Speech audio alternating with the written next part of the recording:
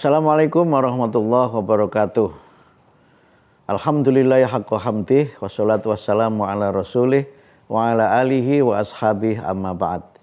Pemirsa Jendela Ramadan dimanapun Anda berada, semoga semuanya sukses, sehat walafiat dalam ridho, taufik dan inayah Allah. Pada episode kali ini kita akan membahas tentang puasa sebagai ibadah pendidikan. Imam Syairozi dalam tafsir Al-Amthal menyebut bahwa puasa itu adalah ibadatut tarbawiyah madrasatun littaqwa.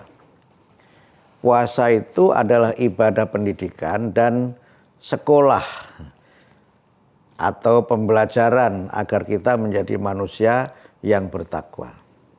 Bertakwa kalau kita pahami dari sisi redaksinya itu kan disebutkan dalam bentuk fi'il mudhari' ya, la'allakum tattaqun, agar kamu bertakwa. Maknanya bertakwa itu proses becoming, proses yang terus secara gradual, secara berkesinambungan, kalau dilaksanakan dengan sebaik-baiknya akan bisa tercapai. Kalau kita menggunakan pendekatan pendidikan, la'allakum tattaqun itu bisa dimaknai sebagai penyebutan tujuan atau goal purposiveness.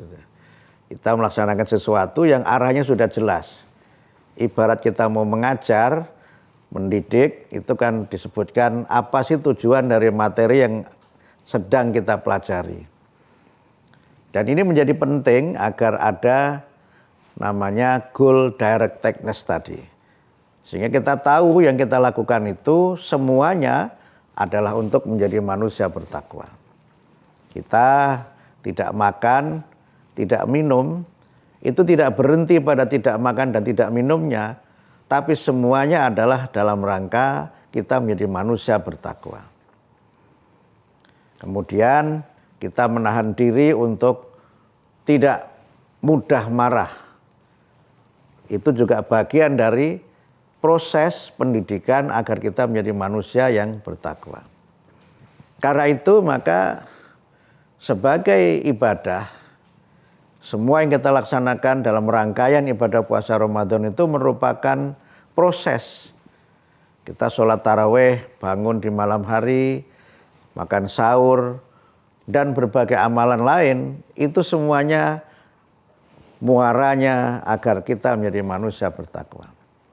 Karena merupakan ibadah pendidikan, maka ketika kita selesai menunaikan ibadah puasa, tingkatan takwa kita itu juga berbeda-beda satu dengan yang lainnya. Cara manusia berpuasa juga berbeda-beda satu dengan yang lainnya. Dalam pengertian bahwa ada orang yang mungkin berpuasanya itu seperti anak sekolah dasar.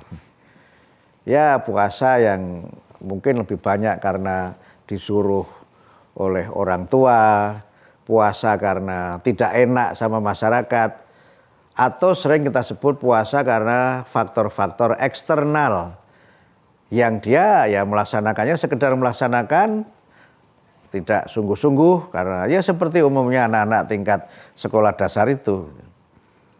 Ada yang berpuasa mungkin tingkatnya anak SMP atau SMA, yang dia sudah mulai mengerti, punya kesadaran, punya kedewasaan dalam menunaikan ibadah puasa itu.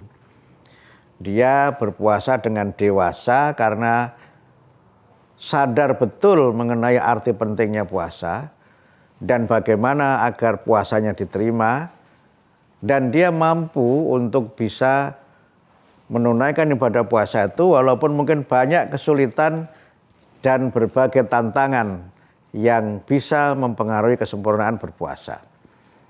Inilah yang disebut dengan puasa orang dewasa. Dan karena itu maka hasilnya nanti ketika selesai kita berpuasa juga berbeda-beda. Kalau kita kajian pendidikan tentu ada proses, ada outcome atau produk atau output. Karena itu maka kalau proses kita berpuasa itu baik, sempurna, maka insya Allah hasilnya akan sempurna. Dan oleh karena itu maka marilah kita berusaha terus meningkatkan kualitas puasa kita, memperbaiki niat kita. Mudah-mudahan puasa kita diterima Allah Subhanahu wa taala dan kita menyempurnakan puasa kita ini selesai nanti lulus graduation sebagai manusia yang bertakwa. Wassalamualaikum warahmatullahi wabarakatuh.